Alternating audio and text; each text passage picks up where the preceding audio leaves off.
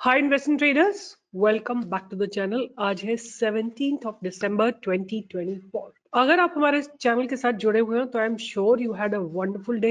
आप लोगों को मैस्टॉक दिया था लाइव ट्रेडिंग में दिया था आपको बाय के लिए अबव 5155 एंड आप देखिए इसने आज के दिन ही आपको ऑलमोस्ट लाइक 200 पॉइंट्स का मूव दिया है, राइट? अगर आपको याद हो तो हमने एक स्टॉक आपको दिया था क्वेस्ट कॉर्पोरेशन। एक्चुअली हमारे मेंबर्स का तो एंट्री पहले हो गया था, बट इसमें अभी इसने स्टॉप लॉस हिट नहीं किया है 700 का, but it looks very promising. It looks to be giving good breakout आने वाले दिनों में। आपको मैं पोजिशनल ट्रेड देती हूँ, आप लोग इंट्राडे करते हो तो कोई कुछ नहीं कर सकता है। This is a positional trade that I have given it you. और कई बार लोग मुझसे पूछते हैं कि इसका क्या करें, उसका क्या करें, ये स्टॉक नीचे चला गया। अगर अच्छी क्वालिटी का स्टॉक है तो होल्ड करो। मैं तो यही इसी बात में विश्वास करती हूँ कि अगर एक अच्छी क्वालिटी का स्टॉक ले लिया है उसको एग्जिट मत करो। I mean you people get so bitter कि ये नीचे चला गया, महासिमलेस में कुछ नहीं हो रहा। कैसे नहीं हो रहा? महासिमलेस में कुछ नहीं हो रहा, हो जाएगा। नहीं हो रहा है तो 2-3 दिन 10 दिन में हो जाएगा, राइट? नहीं हो रहा है तो 2-3 10 दिन में हो जाएगा। आज तो नीचे चला गया ये, राइट? तो ऐसा कुछ नहीं कि आपका पैसा जीरो हो जाएगा या आपका बिल्कुल बहुत हैवी लॉस हो जाएगा, ऐसा कुछ नहीं है। ये आके थोड़ा रेजिस्टेंस एक्सपीरियंस कर रहा है, आपको थोड़ा लेवरेज, थोड़ा मार्जिन तो लेके चलना पड़ेगा। एनीवे, जब हमने आपको दिया था वहां से इसने 815 का हाई लगा के भी आपको दिया था, तो ऐसा नहीं है कि प्रॉफिट नहीं दिया था।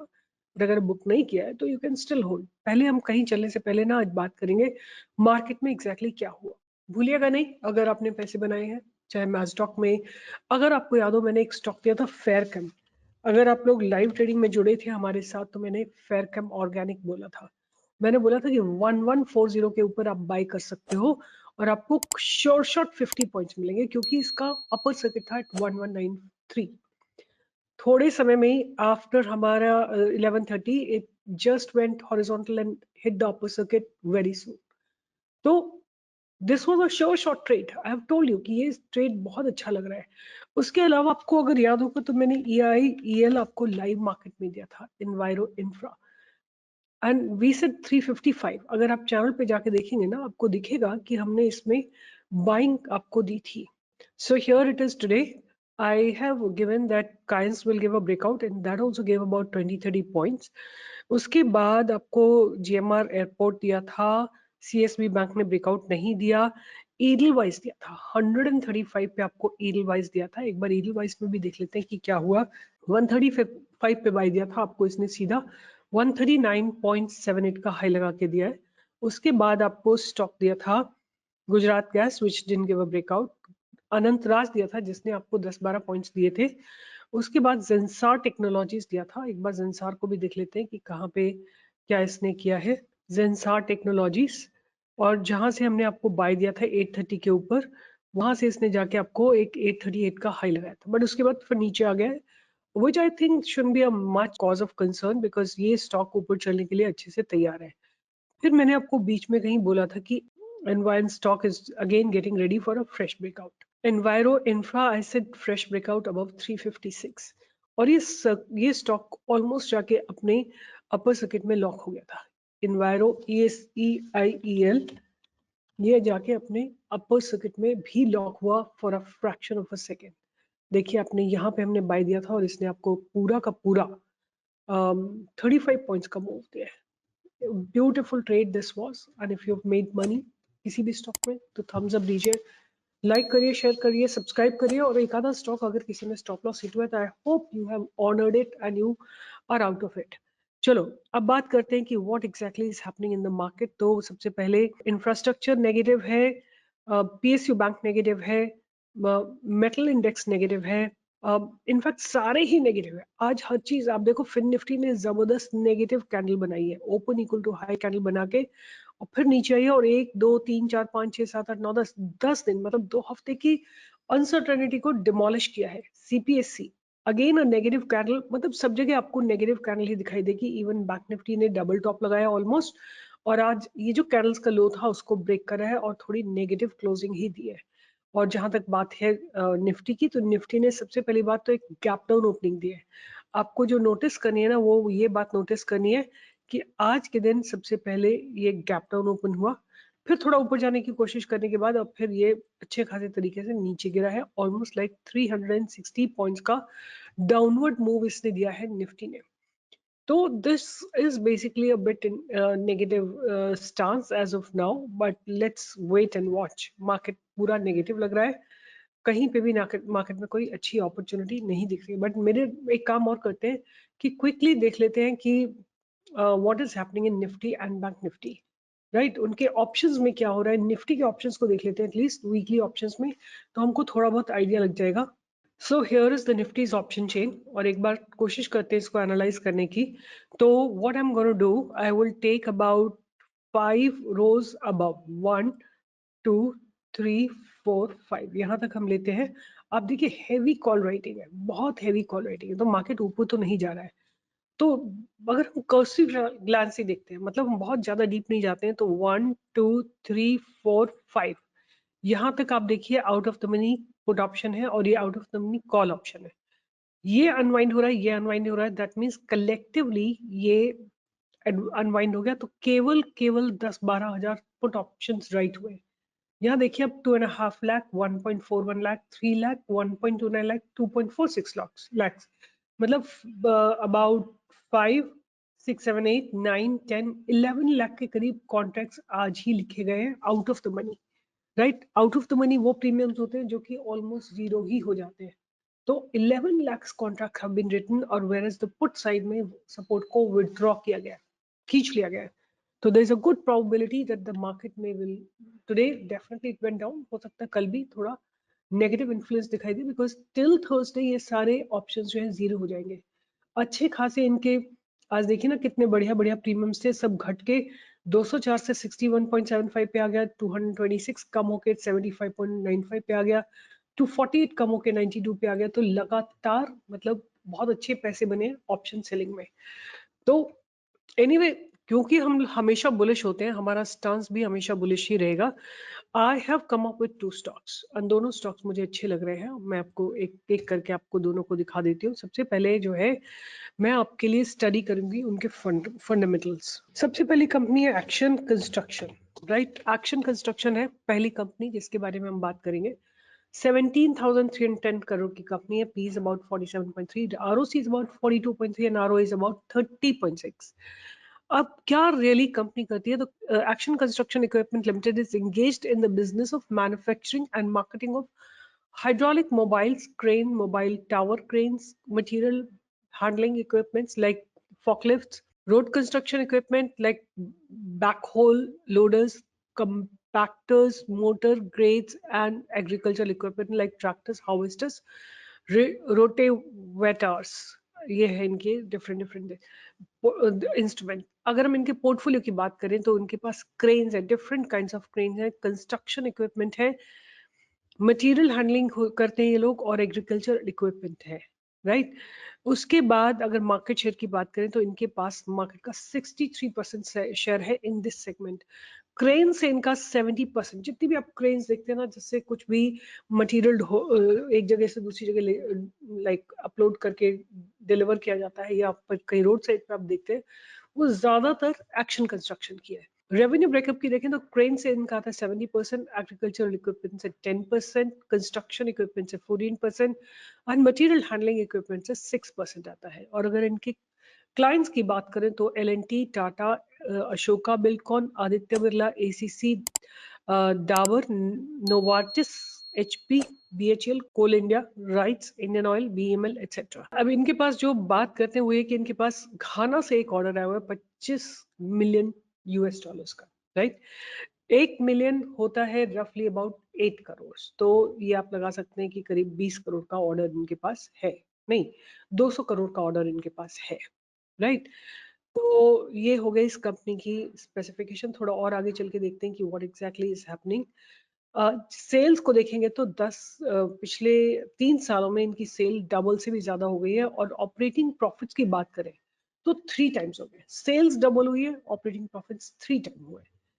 और अगर हम बात करते हैं कि ऑपरेटिंग प्रॉफिट मार्जिन 10% से बढ़ के 14% हो गए। 14, जब भी मार्जिन बढ़ते हैं मतलब द टीम मतलब जो मैनेजिंग टीम है कंपनी की वो बहुत एफिशिएंट है, और उसके बाद ईपीएस की बात करें तो ईपीएस में लगातार एक्सपेंशन हो रहा है every quarter on quarter, that's again a very positive point. Sales की बात करें 10-11 साल में तो सेल्स डेफिनेटली 5 टाइम्स हुई है। ऑपरेटिंग प्रॉफिट्स की बात करें तो ऑपरेटिंग प्रॉफिट करीब 13 टाइम्स हुए, which is really good. Sales double हुई है, ऑपरेटिंग प्रॉफिट जो है वो 13 टाइम्स हुआ है। ऑपरेटिंग प्रॉफिट मार्जिन 4% से लेके 14% पे आ गए, which is a very very good growth. और नेट प्रॉफिट की बात करें तो 6 करोड़ से बढ़ के 366 करोड़ पे आ गए। अगर ईपीएस की बात करें तो 2013 में ईपीएस था 0.75 और आज की डेट में इनका ईपीएस है 30.7।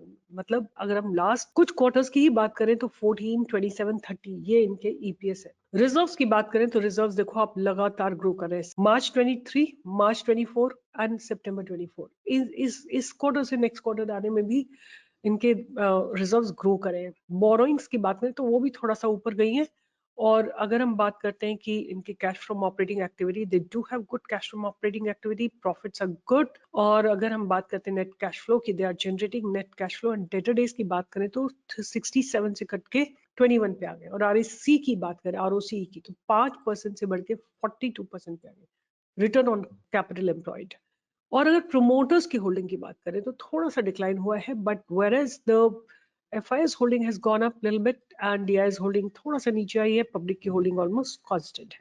ये कंपनी के फंडामेंटल्स है। और जो दूसरा स्टॉक जिसकी मैं बात कर रही हूँ वो भी आपसे बात कर लेते हैं, GE Vernova, right. This is a stock, I don't think so आप लोगों ने ज्यादा सुना होगा, बट फंडामेंटल्स अच्छे हैं। 52,852 करोड़ की कंपनी है, पी थोड़ी सी ज्यादा है 134 पे, and ROC 23.1% and ROE is about 15.7%। और ये किस स्पेस में काम करती है? So the company's listed entity of GE's Grid Solution business in India. It has been in the power transmission and distribution business for more than 100 years and provides a versatile range of solution for connecting and evacuating power from generation source onto the grid. अगर हम इनकी बात करें, इनके clients कौन कौन से हैं, किस किस को डील करते हैं, तो NTPC, Adani transmission, Hindalco, Tata power, BHEL, IndiGrid, Amazon, power grid, NHPC, Reliance industries, JSW steel, ये सारे इनके क्लाइंट्स हैं। और अगर हम बात करें कि as of H1 year 25, the company has an order book of 9,836 crores compared to 3,723 crores in year 22.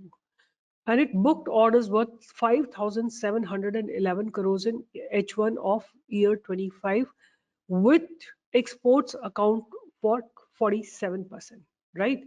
और इनकी मैन्युफैक्चरिंग कैपेबिलिटीज की बात करें तो इनके पास तमिलनाडु, चेन्नई, नोएडा एंड गुजरात में इनके पास मैन्युफैक्चरिंग यूनिट है। अब देखते हैं, company has reduced debt, company has been almost debt free, company is expected to give good quarter, company's working capital requirement has been reduced from 34 to 30 days। और अगर इनकी सेल्स की बात करते हैं, आप देखो 2021 में सेल्स थी केवल 851 करोड़। एग्जैक्टली आफ्टर 2 years ये 20% से ऊपर की इसमें इंक्रीमेंट हुआ है, 1108 करोड़ की इनकी सेल्स है। और प्रॉफिट यहाँ पे देखो, मुझे थोड़ा इंटरेस्टिंग लगा कि ऑपरेटिंग प्रॉफिट्स जो थे वो केवल 20 करोड़ के थे, जो बढ़ के 10 गुना हो गए, right? 10 times profits have gone up. matlab there is something that company is doing, tightening its managing skills or managing its product really well. कई बार ऐसा होता है ना, जब इंफ्रास्ट्रक्चर तैयार हो जाता है, पूरी मैन्युफैक्चरिंग कैपेसिटी पूरी डेवलप हो जाती है, तो आपको आपके जो एक्सपेंसेस है वो कम हो जाते हैं। तो आप देखो ऑपरेटिंग प्रॉफिट मार्जिन 2% से बढ़ के इन्होंने 18% पे लाया है। और नेट प्रॉफिट की बात करें, जो कभी माइनस में होता था, अब इनका बढ़ के 635 ऐसे ऐसे हुआ, फिर 37, 49, 66, 135 एंड 145 करोड़ है। उसके बाद आप देखो इनका ईपीएस भी पॉजिटिव है। और अगर हम ईयर ऑन ईयर की बात करते हैं तो इन्होंने अपनी सेल बहुत ज्यादा इंक्रीज नहीं की है।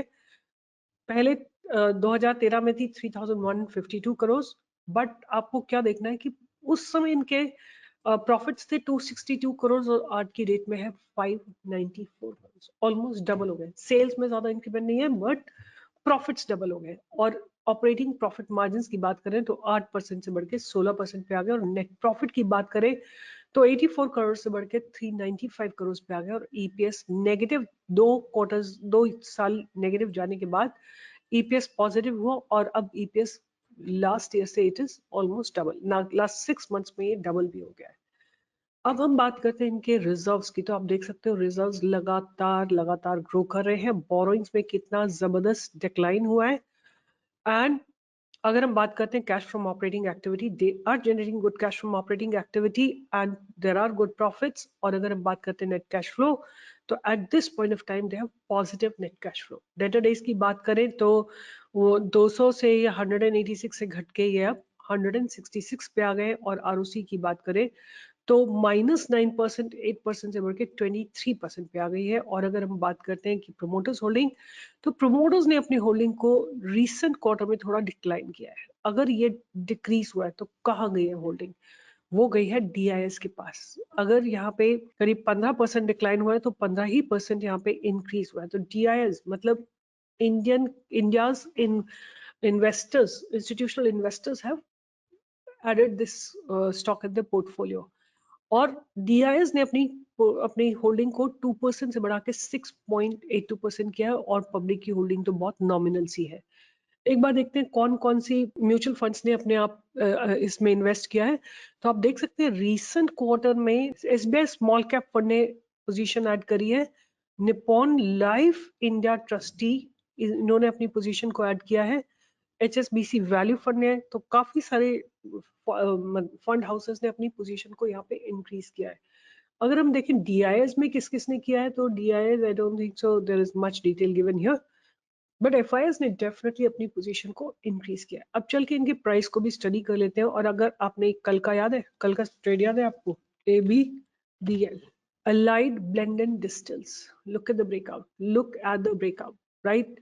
अगर आपको लगता है कि ये जेन्युइन रिसर्च है, आप मेरी रिसर्च पे ट्रस्ट कर सकते हैं, then you must give a thumbs up. बनता है, राइट? मैंने अभी 2-3 दिन पहले आपको ई मुद्रा दिया था। ई मुद्रा में भी ब्रेकआउट आया है, राइट? आपको जो मैं स्टडी करती हूँ, I spend good amount of time to give you the valuable stocks. तो पहले बात करेंगे, हमने पहले स्टॉक की जिसकी बात की थी वो है एक्शन कंस्ट्रक्शन, एस। और here is ACE. You know ACE में मैं आपको क्या दिखाना चाहती हूँ कि it's not daily time frame. I want to show you weekly time frame, right? मेरे को इसका वीकली टाइम फ्रेम आपको दिखाना है। और आप इसमें एक चीज को नोटिस कर सकते हैं कि ये it has consolidated very well, right? अच्छे से कंसोलिडेशन किया है, वीकली टाइम फ्रेम पे कंसोलिडेशन किया है। अब आपको बाइंग की अपॉर्चुनिटी कहाँ मिलेगी? बहुत क्लियर वैसे तो बाइंग की अपॉर्चुनिटी है जहां पे ये पास डायरेक्ट क्रॉस होगा, विच इज रफली अबाउट 1500 आप ले सकते हैं। तो आपको पहला टारगेट 1600 और फिर उसके बाद 1680 का 1680, 1645, 1690 ये टारगेट्स आपको मिल जाएंगे। आफ्टर 1690 और 1700 you can definitely expect 1800 and 2000 के टारगेट आने वाले 6 महीनों में। तो ये एस है और आपका एक्यूमुलेशन जोन रहने वाला है कुछ 1200 का। अब बाय कहाँ कर रहे हो? आप बाय कर रहे हो 1485 के ऊपर या 1500 के आसपास। एक्यूमुलेशन जोन है आपका 1200 का। टारगेट है आपका 1600, 1650 and then 1700। After 1700 it's gonna go to 1800, 2000 etcetera. So that is ACE for you. और उसके बाद जो नेक्स्ट स्टॉक मैंने आपको बताया है GE Vernova, GE Vernova. This is also weekly chart. आप देख सकते हैं कि इसमें भी स्टॉक ने बहुत कंसोलिडेशन के बाद ब्रेकआउट दिया था। अब फिर से ये स्टॉक कंसोलिडेट कर रहा है। I want to show you कि how price is narrowing down, how price is narrowing down and it is kind of getting ready for a fresh breakout. I would like to make it daily chart. आप सामने देख सकते हैं कि chart कैसे अपने आप को प्रिपेयर कर रहा है, राइट? अगर यहाँ से देखें हम, चार्ट अपने आप को प्रिपेयर कर रहा है, स्टॉक अपने आप को प्रिपेयर कर रहा है, ऊपर चलने के लिए तैयारी में लगा हुआ है। बट मार्केट कंडीशंस इसको नहीं मिल रही है। जैसी मार्केट कंडीशन मिलेंगी ये स्टॉक आपको एक अच्छा खासा मोमेंटम देगा। मेरे हिसाब से इसमें बाइंग आएगी 352 के ऊपर। देखो आप लोग ना लेवल्स नहीं सुनते हो, आप लोग सिंपली नाम सुनते हो और लेवल सुनते ही नहीं हो। आपको कोई लेना ही देना नहीं है, राइट? तो प्लीज नाम भी सुना करो और जो लेवल्स दे रही हो वो भी सुना करो। और कहाँ पे स्टॉप लॉस है, अगर आपको डर लगता है कि स्टॉक बिल्कुल गिर के जीरो हो जाएगा तो आपको स्टॉप लॉस ऑनर करना चाहिए। यहाँ पे हम बाई की अपॉर्चुनिटी ढूंढेंगे इसमें 356 के ऊपर। अगर हमको पहली एंट्री ढूंढनी है तो हम 343 के ऊपर भी ले सकते हैं। For a target of 356। 356 के बाद ये फ्री स्पेस में आ जाएगा 357, 375, 380, 395, 340। ये सारे टारगेट्स 440 तक के, 450, 500 तक के टारगेट्स आपको इसमें आराम से आते हुए आने वाले दिनों में दिखाई देंगे। तो जीई वर्नोवा और जीईवी को भी आप ध्यान में रख सकते हैं। तो these two stocks are looking very promising to me, although there are many more, but कितने स्टॉक्स में आपको दूं? वैसे ही आप लोग लिखते रहते हो कि कोई ना कोई तो चली जाएगा। मैं कहती हूँ चलो ठीक है, माना मैंने अगर आपको 20 स्टॉक दे दिए, जैसे सपोज मैंने उस दिन आपके लिए 4 स्टॉक्स निकाले थे, उसमें ई मुद्रा चल गया आज, तो what's the issue? What's the issue? आपको तो 5000 में से नहीं ढूंढना पड़ा ना, आपको तो केवल उन 4 स्टॉक्स में से ढूंढना पड़ा। कल एडीबीएल चल गया, एडीबीएल मतलब कितने स्टॉक्स में से चल गया? 4 स्टॉक्स में से चल गया, तो आपको तो नहीं ढूंढना पड़ा ना, आपके पास एक ही आपको दिख रहा है कि इसी स्टॉक में ब्रेकआउट आ रहा है ना, आप आराम से एंटर कर सकते हो। तो ये मेरा दूसरा स्टॉक है जीई वर्नोवा, इसको भी आप ध्यान में रख सकते हैं। दोनों स्टॉक्स के फंडामेंटल्स अच्छे हैं और मार्केट अभी सपोर्ट नहीं कर रहा है, हो सकता है यहाँ से थोड़ी और गिरावट आ जाए, तो थोड़ा केयरफुली ट्रेड करना। और stay tuned with stock pro, and अगर आप पैसा बनाते हैं तो please like share and subscribe, thumbs up दीजिए। कितने लोगों के साथ आपने शेयर किया वो भी लिखिए कमेंट बॉक्स में, बिकॉज आपका एक लाइक, एक शेयर, एक subscribe is going to be an absolutely huge support to this channel. ये चैनल रीच आउट करने चाहता है to a person who has just 10,000 rupees. We want to give them that confidence that from 10,000 rupees you can make 500 rupees. वो कैसे? अगर आपने मैसडॉक लिया होता आज की डेट में, तो आपको अगर 10,000 आपके पास थे, तो आपके पास केवल 10 स्टॉक आते थे इसके, और 10 स्टॉक में आपने कितने 200 पॉइंट्स अगर कैप्चर करे होते, तो आप कम से कम 2,000 रुपए बनाते। अगर आपको लगता है कि एक जेन्युइन रिसर्च है, ये जेन्युइन चैनल है, please like share and subscribe. All the best, take care, and see you in the live market tomorrow morning. Let's make money together.